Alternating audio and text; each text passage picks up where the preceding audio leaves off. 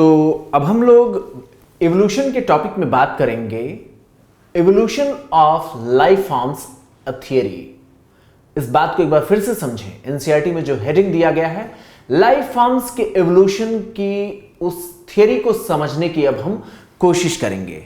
अगर हम इस टॉपिक पर बात करें तो एक नया इनोवेटिव आइडिया हमारे पास आता है कि अगर रिलीजियस थियरीज को डिस्कार्ड किया जाए, रिलीजियस जो कॉन्सेप्ट्स हैं जिसमें डिफरेंट रिलीजन मानता है कि कुछ हजार साल पहले अचानक दुनिया बना और जैसे हम हैं वैसे ही पहले से रहे हैं और एक साथ दुनिया में मच्छर से लेकर इंसान आ गए, इस बात को अगर हमने डिस्कार्ड किया है, इस बात को अगर हमने गलत साबित किया, हमने अलग अलग तरीके से डिफरेंट एस्पेक्ट्स पर हमने चर्चा किया, हमने देखा कि लाइफ की शुरुआत एक सिंगल सेल से हुई है।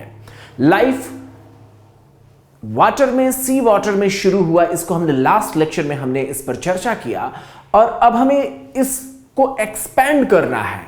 रिलीजियस जितने भी दावे हैं उनको गलत साबित करते हुए अब हमें बात करनी है कि लाइफ अगर शुरू हुआ एक सिंगल सेल से तो इतनी बड़ी डाइवर्सिटी, मल्टी सेलुलर लाइफ कैसे पॉसिबल हो सकते हैं। इसके लिए नेचर ने किस थियरी को एक्सेप्ट किया होगा। जैसे जब आप फिजिक्स में पढ़ते हैं तो आप देखते हैं ना न्यूटन के बारे में कि न्यूटन ने उस थियरी को सोचने का प्रयास किया कि किस तरीके से ग्रेविटेशनल लॉ एक्ट करता है जिसकी मदद से डिफरेंट जो हमारे प्लैनेटरी मोशंस हैं वो पॉसिबल हो पाते हैं। तो न्यूटन्स लॉ ऑफ ग्रेविटेशन को जैसे आप फिजिक्स में पढ़ते हैं, एक थियरी है, एक बात है जिसके आधार पर नेचर सेट हुआ है, वैसे ही अब हम लाइफ के इवोल्यूशन को समझने के लिए कुछ थियरीज बनाने की कोशिश करेंगे। जब हम इस बात को पढ़ते हैं, जब साइंस की इस जर्नी पर जब हम चर्चा करते हैं तो यहां पर आप फोकस करेंगे तो देखेंगे यहां पर नाम आता है लैमार्क का, डार्विन का और डिवरीज का। बाद में चल करके ये जो आगे, जब इसके आगे की जब हम बात करते हैं तो आगे की जो थियरीज जितनी भी दी गई हैं डिवरीज के बाद की, उसमें नाम उतना मायने नहीं रखता। उसके बाद हम जेनेटिक्स पर ज्यादा फोकस करते हुए अपने इवोल्यूशन के कॉन्सेप्ट्स को फोकस करते हैं। तो ले करके इस चैप्टर में बहुत बड़ा एक कंफ्यूजन का आपके सामने पॉइंट आएगा कि एक्चुअल में यूनिसेलुलर लाइफ से मल्टी सेलुलर लाइफ कैसे आया। इस बात को जब हम समझने की कोशिश करते हैं तो पहले एक थ्योरी थी, बाद में इसको जेनेटिक्स की बेसिस पर समझने की जब कोशिश की जाती है तो इसमें बहुत सारे डिबेट के पॉइंट आते हैं। ये चैप्टर एक्चुअल में हमारे सर्वाइवल पर आधारित है, हमारी जिंदगी से जुड़ा हुआ है और बहुत इंटरेस्टिंग भी है, इसलिए मैं आपको बहुत आराम से इस टॉपिक के बारे में ले चलूंगा। सबसे पहले मैं आपको बताऊंगा कि लैमार्क की जो थियरी थी, जो सबसे पहली जो थियरी दी गई थी, वो काफी गलत साबित हुई और इसीलिए एनसीईआरटी ने बस इसका नाम बताया है। उसके बाद इसको काफी हद तक मींस ये गलत कॉन्सेप्ट था जो भी लैमार्क ने अपनी बात रखा था, इसलिए लैमार्क की बातों को एनसीईआरटी ने ज्यादा वैल्यू नहीं दिया है। आगे चल करके डार्विन और फिर डिवरीज, इन दोनों की अपनी बात आती है और इन्हीं को मर्ज करते हुए फिर हम जेनेटिक्स पर इनकी बातों को फोकस करके लेकर के आते हैं, फिर हम लाइफ के इवोल्यूशन को समझ पाते हैं। एक बात ध्यान से समझिएगा, ये जो सेल डिवीजन का जो आपका चैप्टर है वो पूरी तरीके से इवोल्यूशन को समझा सकता है।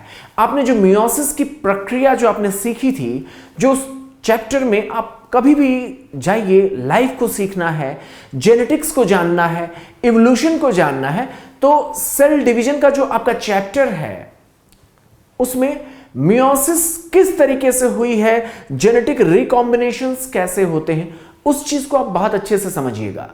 अगर आप समझ गए उस चीज को तो फिर आपको ये इवोल्यूशन की इस प्रोसेस को समझना कोई मुश्किल नहीं होगा। और आप समझ लें उसी मियोसिस पर बेस्ड है पूरी की पूरी जेनेटिक्स को जब मैं देखता हूं तो मैं यही समझ पाता हूं कि वहां पर धीरे धीरे करके हम मियोसिस तक पहुंचने की कोशिश करते हैं। अभी जब हम इवोल्यूशन पर भी जा रहे हैं तो आप अल्टीमेटली पाएंगे कि पहले हमें कुछ नहीं पता था, हिस्टोरिकली हम एक डार्क रूम में भेज दिए गए और जब रियल में जब हम एक कोर कॉन्सेप्ट तक पहुंचे तो तो हमारे पास मिला वही मियोसिस के प्रोसेस। उसी मियोसिस के प्रोसेस में होने वाले चेंजेस ने इवोल्यूशन को जन्म दिया। तो देखते हैं कि कैसे एक अंधेरे कमरे में हम जाएंगे इवोल्यूशन के, और लास्ट में हम एक कोर कॉन्सेप्ट के रूप में मियोसिस की प्रोसेस को हम पाने की कोशिश करेंगे। बहुत वाइड डिबेट है, बहुत वास्ट डिबेट है। जब आप इसको पढ़ते हैं तो कंफ्यूजन होता है, इसीलिए मैंने इसको अपने तरीके से समझाने का प्रयास किया। और पूरा विश्वास मैं आपको दिला दूं कि इस पूरे टॉपिक में लैमार्क की ही एक ऐसी बात है जो कि गलत थी। इसके बाद हर एक पर्सन ने जो अपनी अपनी थियरीज दी, जो अपने अपने आइडियाज दिए, सबकी बातें सही हैं अलग अलग एस्पेक्ट में। डिवरीज की भी बात सही है, डार्विन की भी बात सही है, आगे जेनेटिक्स में आप देखेंगे जेनेटिक ड्रिफ्ट्स की भी बात सही है, आगे आप जीन पूल के कॉन्सेप्ट्स की बात करेंगे, नेचुरल सिलेक्शन की बात करेंगे, हार्डी-विनबर्ग लॉ की बात करेंगे। तो आप उन सारी चीजों को, हार्डी-विनबर्ग लॉ तक जब आप पहुंचेंगे तो आपको लगेगा कि जिसने भी कहा सब बात नेचर में कहीं ना कहीं अप्लाई होती है। लाइफ का इतना डाइवर्स रूप है कि आप सिर्फ एक थियरी पर इवोल्यूशन को एक्सप्लेन नहीं कर सकते, एक थियरी पर इवोल्यूशन एक्सप्लेन नहीं किया जा सकता। लेकिन एक बात पर इवोल्यूशन एक्सप्लेन हो सकता है, वो बात है मियोसिस की प्रोसेस। अभी हम दिखाते हैं कि कैसे हम क्रिस्टल क्लियर कॉन्सेप्ट तक पहुंचते पहुंचते हम पहुंचेंगे मियोसिस पर। चलिए देखते हैं। सबसे पहले हम ये जानने की कोशिश करेंगे कि कैसे सिंगल सेल ऑर्गेनिज्म से इतनी बड़ी डाइवर्सिटी बनी होगी।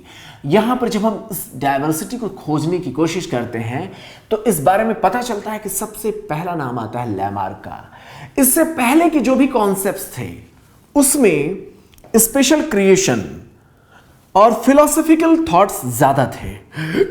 लैमार्क एक पहले ऐसे साइंटिस्ट थे जिन्होंने फॉसिल्स की स्टडी की बेसिस पर, हालांकि एनसीईआरटी ने बहुत ज्यादा नहीं बोला है इसलिए डेटा आप एनसीईआरटी की ही याद करेंगे, लेकिन इसका इंपॉर्टेंस ये है, थोड़ा सा आप कैमरे को यहां पर आप फोकस करें और फिर आप देख पाएंगे, यहां पर समझ पाएंगे कि लैमार्क से पहले जितनी भी बातें थी वो स्पिरिचुअल स्टडीज थी, फिलॉसफी थी, लेकिन इन्होंने फॉसिल्स की स्टडी के बाद कुछ कंक्लूजन बनाए थे। हालांकि इनको कुछ भी नहीं पता था, ये बस एक सरफेस आइडिया दे रहे थे इवोल्यूशन के बारे में।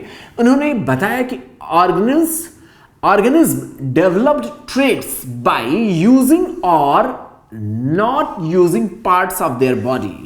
उन्होंने बताया कि जितने भी ऑर्गेनिज्म डेवलप हुए हैं वो लगातार एक इवोल्यूशन की प्रोसेस रहे हैं, इवोल्यूशन के प्रोसेस के बाद डेवलप हुए हैं। उन्होंने फॉसिल्स की स्टडी के बाद ये कंक्लूजन बनाने का प्रयास किया।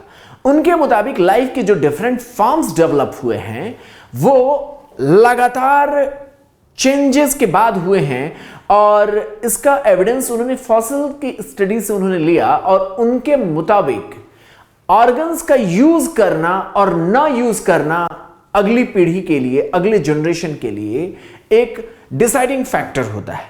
उन्होंने जिराफ का एग्जाम्पल लिया। उन्होंने जिराफ के एग्जाम्पल में उन्होंने बताया, ये चूंकि एनसीईआरटी ने मेंशन नहीं किया लेकिन इवोल्यूशन को समझना थोड़ा सा इंटरेस्टिंग भी है और लाइफ है, हमारी जिंदगी से जुड़ा हुआ है, इसलिए इसको पता भी होना चाहिए। हालांकि लैमार्क का नाम मेंशन किया एनसीईआरटी ने, लेकिन जिराफ का जो एग्जांपल है वो थोड़ा सा मैं आपको 2-4 मिनट में मैं आपको समझाने की कोशिश करूंगा। लैमार्क ने जिराफ का एग्जांपल लिया और उन्होंने बताया कि जो जिराफ पहले हुआ करते थे वो ऊंची गर्दन वाले, यानी ये जो आप लॉन्ग नेक वाले जिराफ देखते हैं वैसे जिराफ पहले नहीं होते थे, ऐसा मानना था लैमार्क का। उन्होंने कहा कि पहले छोटे छोटे हरी हरी पत्तियां जमीन के थोड़ी, यहां पर आप प्लीज फोकस करें, तो उन्होंने माना कि पहले वेजिटेशन जो अर्थ पर था उसमें स्मॉल प्लांट्स थे और इसलिए जो जिराफ हुआ करता था कुछ इस तरीके का एनिमल था जो छोटी हाइट का एनिमल हुआ करता था। उनके मुताबिक जिराफ जो था वो छोटी हाइट का एनिमल हुआ करता था, यहां पर आप प्लीज फोकस करें, और उनके मुताबिक लाइफ को सरवाइव करने के लिए वहां पर उसके पास इर्द गिर्द उसके सराउंडिंग में छोटे छोटे घास के पेड़ थे जिनसे वो फूड लेता था।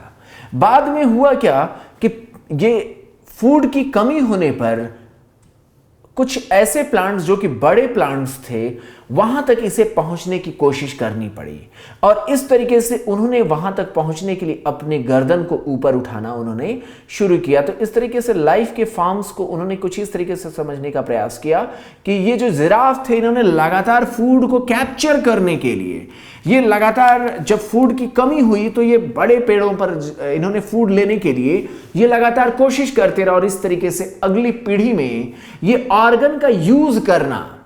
अब बात यहां समझें, जिराफ के एग्जाम्पल में इन्होंने दिखाया कि इस तरीके से गर्दन के यूज करने से, ज्यादा यूज करने से अगली जनरेशन में लगातार ऊंची गर्दन बनती गई और इस तरीके से जिराफ ऊंची गर्दन वाले आ गए।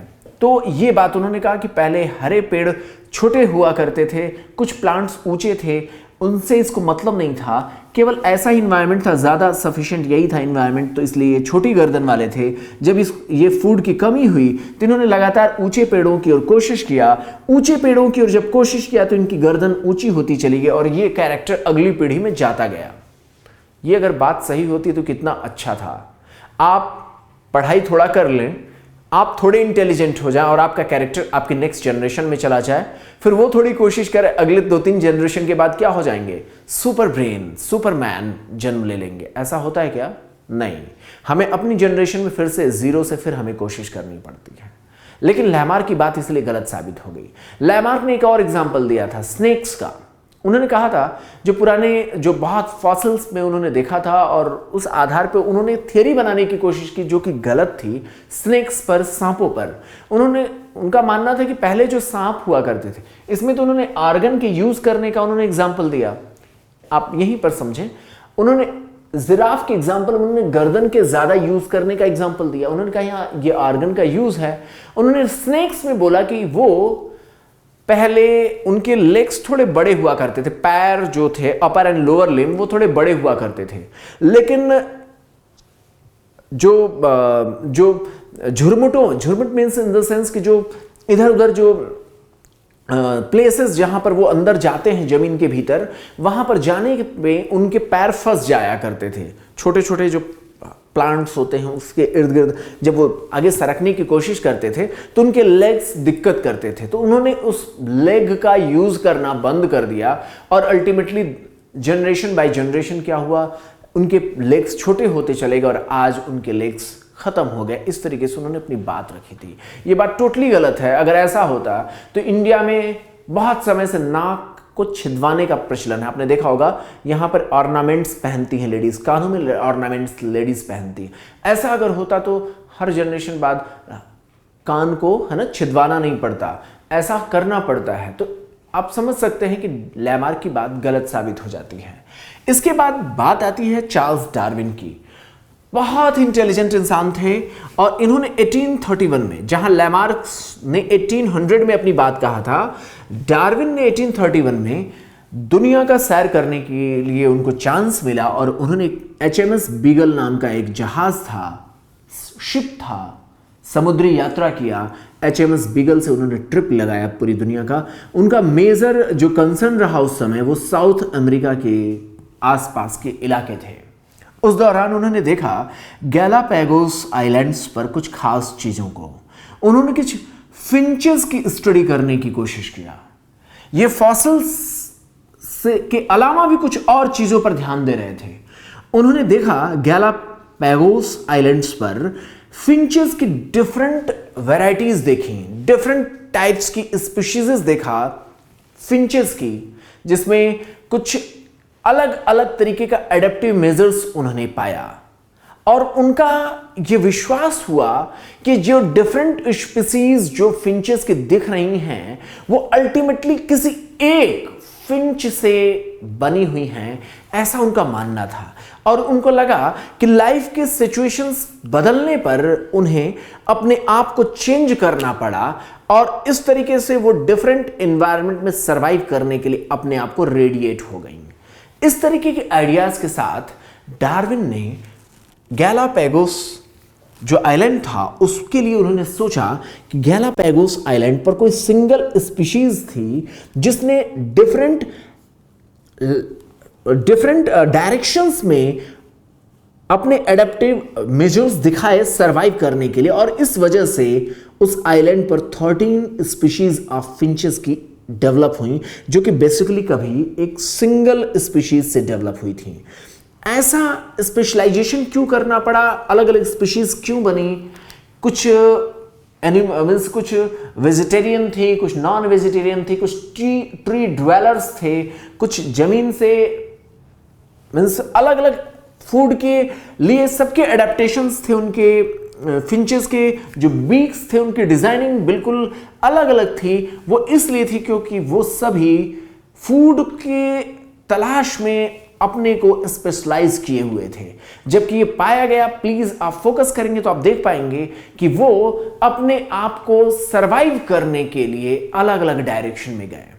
तो अब ये सोचना पड़ेगा कि आखिर इस पूरी प्रक्रिया के दौरान, इस पूरी प्रोसेस के दौरान कौन सी थियरी काम की होगी। इस बात को सोचने के लिए डार्विन ने 20 साल का वक्त लगाया, बहुत लंबा समय गुजरा। 20 सालों के बाद उन्होंने इन सारी खोजों को एक थियोरेटिकल फॉर्म देने की कोशिश किया और 1859 में, ये एनसीईआरटी ने मेंशन नहीं किया, लेकिन चूंकि एक इंटरेस्ट का पार्ट है, ये हमारी लाइफ से जुड़ा हुआ पार्ट है, इसलिए मैं बताता हूं कि 1859 में उन्होंने एक बुक लिखा, the origin of species by means of natural selection. उन्होंने एक थियरी लिखी, एक थियरी बनाई, जिसको एक किताब के रूप में उन्होंने उस बात को मेंशन किया। उन्होंने बताया द ओरिजिन ऑफ स्पीशीज, इसका पूरा नाम है the origin of species by means of natural selection. आप यहां पर देखेंगे तो मेरे साथ साथ आप समझ पाएंगे कि उन्होंने अपनी थ्योरी में टोटल 4 पॉइंट्स को, मींस 4, कुछ लोग कहते हैं 5 पॉइंट्स, उनको उन्होंने मेंशन किया। 4 कहीं मिलेगा, कहीं 5 मिलेगा, आपको टेंशन नहीं लेना है। उनके मुताबिक एवोल्यूशन के दौरान कोई भी स्पीशीज कुछ प्रोसेस के दौरान, कुछ प्रोसेस से गुजरती है। एवोल्यूशन के दौरान कोई भी स्पीशीज कुछ प्रोसेस से होकर गुजरती है और उसी वजह से एवोल्यूशन होता है। उनके मुताबिक, डार्विन के मुताबिक, हर ऑर्गेनिज्म में, हर लाइफ फॉर्म में ट्रेमेंडस कैपेसिटी होती है रिप्रोडक्शन की, ओवर प्रोडक्शन की कैपेबिलिटी होती है।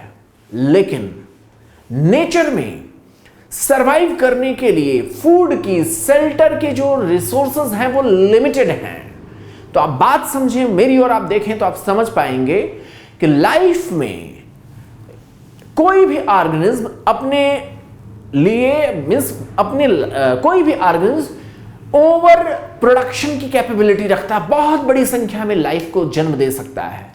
लेकिन एनवायरनमेंट में जो फूड है, जो शेल्टर है, वो उसकी स्कार्सिटी होती है। इसलिए उनके बीच जो लाइफ फॉर्म्स हैं, जो जन्म लेते हैं, उनके बीच में कंपटीशन होता है।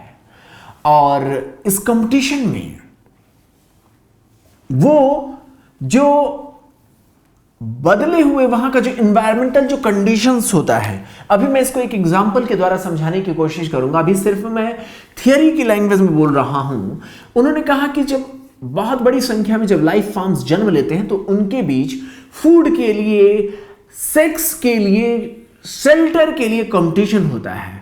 और उस एनवायरमेंट, और यही वजह है कि हर लाइफ फॉर्म में अलग अलग तरीके के वेरिएशंस पाए जाते हैं। बात समझें, हर कोई अलग अलग वेरिएशन शो करता है, हर किसी के पास टेंडेंसी होती है अलग अलग वेरिएशंस की। लेकिन उस एनवायरनमेंट में जीने के लिए कुछ ही वेरिएशंस सेलेक्ट किए जाते हैं। कुछ ही वेरिएशंस ऐसे होते हैं जो नेचर उस एनवायरनमेंट में सरवाइव करने के लिए सपोर्ट कर सकते हैं। जो वेरिएशंस डिफरेंट डायरेक्शन में वेरिएशंस हैं।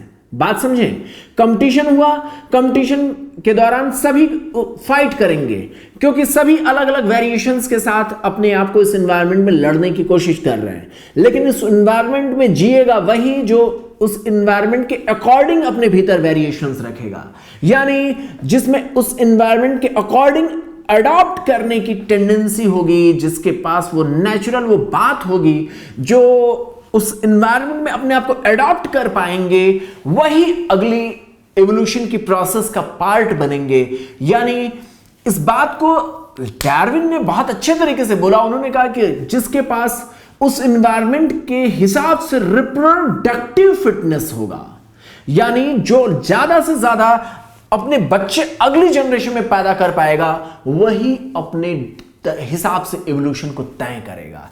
इसका अभी मैं एक एग्जांपल लेकर के आपको समझाऊंगा, फिर आप समझ पाएंगे। तो ये रिप्रोडक्टिव फिटनेस बताया एडेप्टेशन को, और इस तरीके से इस कंपटीशन, वेरिएशन और एडाप्टेशन के प्रोसेस में वही सरवाइव करता है जो सबसे ज्यादा फिट होता है।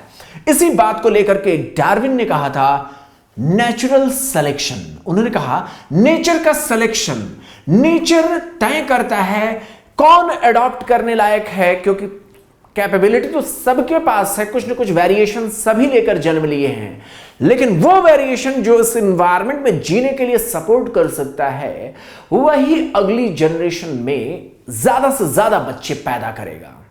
इस चीज को एक एग्जांपल देता हूं। इंडस्ट्रियल रिवॉल्यूशन के दौरान फ्लाइज की, या आप ये समझ लें फ्लाइज, हाँ पतंगों की ही बात है कि फ्लाइज की डिफरेंट वैरायटीज थी। अब आप नाम पर बहुत ज्यादा फोकस मत करिएगा, बस आप समझें इंडस्ट्रियल डेवलपमेंट के दौरान फ्लाइज की 2 डिफरेंट वैरायटीज के बारे में जिक्र मिलता है, या यूं कह लें कि हाँ इसी तरीके की चीज थी। इंडस्ट्रियल रिवॉल्यूशन के दौरान फ्लाइज की, कीट पतंगों की कुछ वैरायटीज पर डार्विन की अपनी स्टडीज थी। उन्होंने कहा कि इंडस्ट्रियल रिवॉल्यूशन से पहले जो वेस्टर्न कंट्रीज थी वहां पर 2 तरीके के फ्लाइज पाई जाती थी। कुछ के जो ये विंग्स होते थे वो लाइट कलर्ड थे और कुछ के डार्क कलर्ड थे। हुआ ये कि इंडस्ट्रियल रिवॉल्यूशन के दौरान एनवायरनमेंट बदला। इंडस्ट्रियल रिवॉल्यूशन से पहले लाइफ के जो चैलेंजेस थे अलग थे, इंडस्ट्रियल रिवॉल्यूशन के बाद लाइफ के चैलेंजेस बदल गए। क्या बदले उसके बारे में जब बात होती है तो पता चला कि ये इंडस्ट्रियल रिवॉल्यूशन से पहले एनवायरनमेंट टोटली पॉल्यूशन फ्री था, पॉल्यूशन नहीं था। इस वजह से लाइट कलर्ड जो मॉथ थे वो, या जो फ्लाइज थी वो ज्यादा संख्या में पाई जाती थी। डार्क कलर्ड जो फ्लाइज थी उनकी संख्या कम थी। बाद में हुआ क्या कि इंडस्ट्रियल रिवॉल्यूशन के बाद कार्बन के डस्ट पेड़ों पर ज्यादा जमा होने लगे, यानी एनवायरनमेंट काला होने लगा। अब हुआ क्या कि ये जो मॉथ थे या जो भी फ्लाइज थी वो जब इन पेड़ों पर जाकर के बैठती थी तो हुआ ये कि अब ये काला तो इस एनवायरनमेंट में छिप जाता था, लेकिन ये जो वाइट या लाइट कलर्ड की जो ये फ्लाइज थी ये क्लियर कट दिखती थी, तो इसलिए इनका जो प्रेडेटर होता था वो आकर के तुरंत इनको खा जाता था। तो हुआ क्या, एनवायरनमेंट बदला, और एनवायरनमेंट के चेंजेस होने की वजह से, हालांकि ठीक है ये दोनों ही दोनों के पास ओवर प्रोडक्शन की गुंजाइश है, दोनों के बीच यहां पर कंपटीशन भी होगा, इनके पास वेरिएशंस भी हैं। देखिए कलर के, विंग्स के कलर के वेरिएशंस भी हैं। दोनों चीजों का फ्लक्चुएट करके यहां पे दिखाएं, पूरी तरीके से फ्रेम क्लियर होना चाहिए। तो यहां पर क्या हुआ, कंपटीशन भी होगा अगली पीढ़ी में जाने के लिए, वेरिएशंस भी हैं, लेकिन अब देखना पड़ेगा कि कौन रिप्रोडक्टिवली फिट है, यहां पर कौन अडॉप्ट कर पाएगा इस एनवायरनमेंट में। वो अडॉप्ट कर पाएगा जो इस एनवायरनमेंट के अकॉर्डिंग होगा। यहां पर आप देख रहे हैं ब्लैक कलर्ड जो कार्बन डस्ट हैं उसमें डार्क कलर का जो है ये उसमें जाकर के छिप जाता है, और इसलिए इसके प्रेडेटर्स इसको खा नहीं पाते। ये क्लियरली दिख रहे हैं लाइट कलर्ड वाले, इसलिए लाइट कलर्ड वाले जो फ्लाइज हैं वो खा लिए जाएंगे और इस तरीके से ये खत्म हो जाते हैं। तो सर्वाइव कौन किया, जो ज्यादा फिट रहा इस एनवायरनमेंट में। कौन फिट रहा, डार्क कलर्ड जो फ्लाइज थी। इसी तरीके की स्टडीज बाद में अल्फ्रेड वैलेस ने भी किया। मैले आर्के पिलाजो जो पर स्टडी करने के दौरान वो भी सेम कंक्लूजन पर निकले थे, और उन्होंने भी इसी तरीके से ओवर प्रोडक्शन और कंपटीशन की जो बातें थी उन्होंने भी अपने पास ऐसे कुछ कंक्लूजन बनाए थे। और उन्होंने जो अपनी रिसर्च स्टडीज थी उन्होंने डार्विन को भेजा, और डार्विन ने अपने कॉन्सेप्ट्स और इनके जो आइडियाज थे दोनों को मिला करके एक नई बात लाई जो कि ओरिजिन ऑफ स्पीशीज में उस बुक में देखने को मिलती है। तो इस तरीके की चीजें आई। डार्विन ने क्या कहा, डार्विन का कोर कॉन्सेप्ट था नेचुरल सिलेक्शन। नेचुरल सिलेक्शन, और उस दौरान उन्होंने कहा नेचर उसको सेलेक्ट करता है जो सबसे फिट होता है। उन्होंने कहा survival of the fittest, survival of the fittest की उन्होंने बात कहा, लेकिन वो एक बात भूल गए, अराइवल ऑफ द फिटेस्ट। जो सबसे फिट है वो अराइव कैसे करता होगा, सरवाइव करेगा, बात समझ में आई, लेकिन वो पहुंचेगा कैसे ये बात उसको नहीं पता था। डार्विन इस बारे में नहीं जानते थे। बाद में बात बन करके आई, जो बात आई वो आया कि अब हमें जेनेटिक्स के बारे में भी फोकस करना चाहिए, और जेनेटिक्स के बारे में डार्विन को आइडिया बिल्कुल भी नहीं था। वो बस अपनी बात कह रहे थे, बात भी बिल्कुल सही कह रहे थे, लेकिन उस बात का एक जेनेटिक बेसिस होना जरूरी है।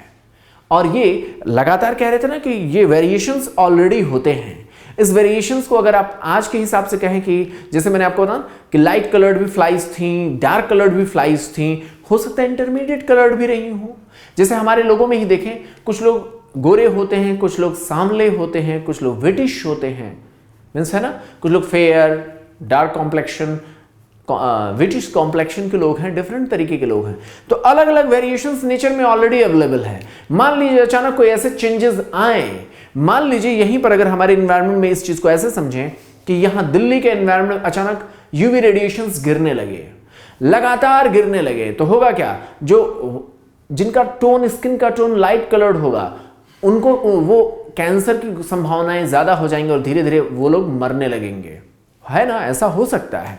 और क्या होगा, जो डार्क कलर्ड लोग होंगे वो लोग अडॉप्ट कर जाएंगे। हालांकि वेरिएशंस देखिए नेचर में ऑलरेडी है, गोरे भी हैं, सांवले भी हैं, डार्क कॉम्प्लेक्शन वाले भी हैं, लेकिन अभी मैं आपको बताऊं इन्वायरमेंटल कंडीशन बदल जाए, यहां यूवी रेडिएशन आने लगे तो क्या होगा, वो लोग ज्यादा सर्वाइव कर पाएंगे जो लोग डार्क कॉम्प्लेक्शन वाले हैं। जो लाइट या फेयर जिनका कॉम्प्लेक्शन है, आपको पता ही होगा फेयर कॉम्प्लेक्शन पर क्या होता है, स्किन कैंसर होने की गुंजाइश ज्यादा होती है। तो पता चला कि ऐसे लोगों की नंबर घट सकती है। तो इवोल्यूशन किसी एक डायरेक्शन में किसी एक को सपोर्ट करते हुए जाएगा, इसी तरीके की बात उन्होंने कहा था। लेकिन ये होता कैसे है, इस बारे में डार्विन को पता नहीं था। फिर एक और बात आई, डार्विन ग्रेजुअल चेंजेस की बात कर रहे थे। इनकी बात में धीरे धीरे उन्होंने कहा कि इवोल्यूशन का एक रास्ता होता है, इवोल्यूशन का एक रास्ता बनता है टाइम पीरियड में, एक लंबे समय के दौर में इवोल्यूशन का एक रास्ता बनता है, एक प्रॉपर डायरेक्शन में इवोल्यूशन चल रहा होता है। लेकिन उसी समय इस डिबेट को एक बोटेनिस्ट थे ह्यूगो डे व्रीज, उन्होंने कहा कि नहीं, ऐसा नहीं होता। जहां डार्विन कह रहे थे कि ग्रेजुअल डायरेक्शन में, एक प्रॉपर डायरेक्शन में इवोल्यूशन चल रहा होता, उन्होंने कहा नहीं, अचानक होता है इवोल्यूशन। डे व्रीज ने क्या कहा, अचानक होता है इवोल्यूशन, और उनका सडन चेंजेस से इवोल्यूशन होते हैं। उन्होंने म्यूटेशन की थ्योरी दिया था। तो इस तरीके से जो बेसिक थ्योरी आप पढ़ते हैं वो पढ़ते हैं लैमार्क की, जो टोटली गलत थी। डार्विन की पढ़ते हैं ग्रेजुअल चेंजेस की, वो काफी हद तक सही है, थ्योरी है, लेकिन उसका अभी जो कोर, जो कॉन्सेप्ट होना चाहिए, जो बेस होना चाहिए, वो डार्विन ने नहीं बताया था। इसके बाद बात आती है डे व्रीज की। डे व्रीज की भी बात बिल्कुल सही थी। डे व्रीज ने जो बात कहा था वो एक अलग फ्रेम में कहा था, वो बात भी नेचर फॉलो करता है। म्यूटेशन भी इवोल्यूशन का एक रास्ता बनता है, और इसके पहले जो बात कही जाती थी कि ग्रेजुअल होता है, वो भी बात सही है। सच्चाई ये है कि ग्रेजुअल चेंजेस वाली बात ज्यादा देखने को मिलती है, क्योंकि म्यूटेशन की बात सही तो है, लेकिन इवोल्यूशन के दौरान ये देखा गया कि मैक्सिमम जो म्यूटेशन जो होते हैं वो हार्मफुल होते हैं। मैक्सिमम म्यूटेशन क्या होते हैं, हार्मफुल होते हैं। इसलिए कुछ ही म्यूटेशन ऐसे होते हैं जो इवोल्यूशन के लिए सपोर्ट करते हैं। लेकिन मैंने आपको बताया ना, इवोल्यूशन इतना ब्रॉड प्रोसेस है कि इसमें कोई एक थियरी नेचर में नहीं चल सकती है। इसलिए बाद में चल करके म्यूटेशन और ये जो ग्रेजुअल चेंजेस, जो डार्विन की बात थी और डे व्रीज की बात थी, इन दोनों को जोड़ करके इसको जेनेटिक्स पर लाने की कोशिश की गई। और आप यूं समझ लें, जो आप पढ़ते हैं ना जेनेटिक्स में, और जेनेटिक्स और मियोसिस में आप देखते हो रिकॉम्बिनेशन बनते हैं। रिकॉम्बिनेशंस जो तैयार होते हैं वही तो वेरिएशंस पैदा करते हैं सोसाइटी में। आप समझ पा रहे हैं? जो डार्विन ने कहा था वेरिएशंस, उसका अब आज के डेट में आप सोचें, जो वो सोच रहे थे, वो एक्जेक्टली ये सोच रहे थे कि जो इवोल्यूशन की प्रोसेस चल रही है उसमें जो आपने देखा था ना, क्रोमैटिड्स का एक दूसरे के ऊपर ओवरलैप करके, जो उनके फ्रैगमेंट्स जो एक दूसरे पर ओवरलैप करते उसके बाद वो एक्सचेंज होते हैं, जिससे नए कॉम्बिनेशन तैयार होते हैं, वही वेरिएशन सोसाइटी में पैदा करती है। इसी वजह से सोसाइटी में इतने तरीके के दिमाग के लोग, इतने तरीके के सोच के लोग, इतने तरीके के कलर टोन के लोग, इतने तरीके के वर्सटाइल जो हमारी सोसाइटी है वो इसी वजह से है, रिकॉम्बिनेशन की वजह से। और उसी में अचानक आप कोई बड़ा चेंजेस देखते हैं तो वो क्या है, वो है म्यूटेशन। उसका भी ऑप्शन हमारी सोसाइटी में दिखता है, लेकिन बहुत कम दिखता है, लेकिन दोनों ही चीजें फॉलो होती हैं। तो वो म्यूटेशन भी कहां होता है, आप जानते हैं ना, जीन्स में होता है, क्रोमोसोम्स में। क्रोमोसोम्स में कैसे हो सकता है, तो आपने म्यूटेशन आपने पढ़ा है, जेनेटिक्स में पढ़ा है ना, कि किस तरीके से अलग अलग तरीके से फ्रैगमेंट्स बदल सकते, क्रोमोसोम्स के लेवल पर हो सकता है, जीन्स के लेवल पर हो सकता है, अलग अलग कॉम्बिनेशंस, अलग अलग तरीके, अलग अलग इवोल्यूशन की कंडीशंस होती है, न्यूक्लियोटाइड के लेवल पर इवोल्यूशन म्यूटेशन हो सकता है, वो भी एक इवोल्यूशन का रास्ता बना सकता है। तो जो जेनेटिक्स के जो चैप्टर में आपने म्यूटेशन का पढ़ा है ना, उसको यहां पर आप जोड़ करके आप देखेंगे तभी आप समझ पाएंगे, क्योंकि ये लोग तो सिर्फ अपना एक फिलोसॉफिकल एक थियरी दे रहे थे, उसका कोर कॉन्सेप्ट मियोसिस और जो जेनेटिक्स में आप पढ़ा है अपने, जो म्यूटेशन की प्रोसेस, उन्हीं के साथ जोड़ करके हम देखते हैं। यही वजह है कि आगे हम बात करते हैं जेनेटिक वेरिएशंस की, क्योंकि यही वो चीज है कि आखिर जेनेटिक ट्रेट्स जो लगातार कैसे वो चेंजेस अगली जनरेशन में कैसे जा रहे हैं, जाहिर सी बात है इसका कोई जेनेटिक कोई कनेक्शन होना चाहिए। इसीलिए बात आती है जीन पूल्स की, जिसमें हम बात करते हैं कि जितनी भी पॉपुलेशन की जो जेनेटिक इंफॉर्मेशन है वो नेक्स्ट जनरेशन में जाती है। और आगे चल करके मैं आपको बताऊं, इस टॉपिक में सिर्फ हम आपका कॉन्सेप्ट बनाने की कोशिश किए हैं, अगले टॉपिक में हम इसको 1 बाय 1 लेकर के चलेंगे, एक एक चीज को समझाने की कोशिश करेंगे। एक्चुअल में क्या होता है, हार्डी-वीनबर्ग लॉ तक आते आते बात यह समझ में आई कि कभी भी पॉपुलेशन एवोल्यूशन को समझना है तो कभी एक इंसान पर आप स्टडी ना करें। हार्डी-वीनबर्ग लॉ जो आगे आप पढ़ेंगे उसमें आप देखेंगे, ये इस इंट्रोडक्टरी टॉपिक की आपकी बड़ी मदद मिलेगा। मैंने आपको बताया ना कि आगे दो चीजों को हम मर्ज करेंगे, दोनों ही बातों को सही मानते हुए। किसके साथ जोड़ेंगे, जेनेटिक्स के साथ। और क्या जोड़ेंगे, जहां ये लोग इंडिविजुअल बेसिस पर अपनी बात कहने की ज्यादा कोशिश करते थे, वहीं पर हम कहेंगे पॉपुलेशन की बात करिए, जीन पूल की बात करिए। जैसे मैं आपसे कहूं कि हार्डी-वीनबर्ग लॉ के बारे में जब हम आगे चलेंगे तो आपको समझ में आएगा कि ओवरऑल मोर और लेस हमारे एनवायरनमेंट में जो चेंजेस हैं, जो वेरिएशंस हैं, वो मोर और लेस कांस्टेंट हैं। जैसे मैं आपसे बात कहूं, जैसे एक ग्राफ मैं आपको बनाने की कोशिश कर रहा हूं, जैसे हमारी सोसाइटी में अगर मैं आपसे कहूं परसेंटेज ऑफ मार्क्स की बात करता हूं, इससे आप समझ पाएंगे कि रियल में होता क्या है। परसेंटेज ऑफ मार्क्स और नंबर ऑफ स्टूडेंट्स, है ना, नंबर ऑफ स्टूडेंट्स का अगर आप देखें तो आपकी क्लास में जो बच्चे होंगे, मान लीजिए अगर मैं मानूं कि 95% बहुत अच्छे मार्क्स माना जाता है, प्लीज यहां फोकस करें, आप यहां पर दिखाएं प्लीज।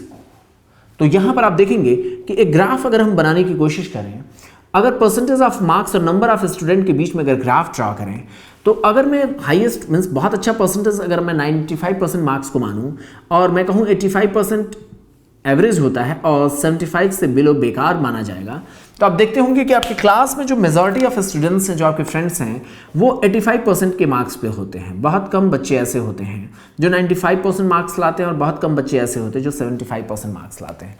हमारे नेचर में इस तरीके का बेल शेप का कर्व बनता है, इस तरीके की चीज हम देखते हैं। सेम बात ऐसे ही होती है किसी भी कैरेक्टर को लेकर के चलें। अगर हम अपने इंडिया का ही देखें तो अगर मैं स्किन के कॉम्प्लेक्शन की बात करूं और नंबर ऑफ पर्संस की बात करूं यहां पर, तो आप देखेंगे कि विटिस कॉम्प्लेक्शन के लोग इंडिया में ज्यादा हैं, डार्क कॉम्प्लेक्शन भी कम है और फेयर कॉम्प्लेक्शन भी कम है।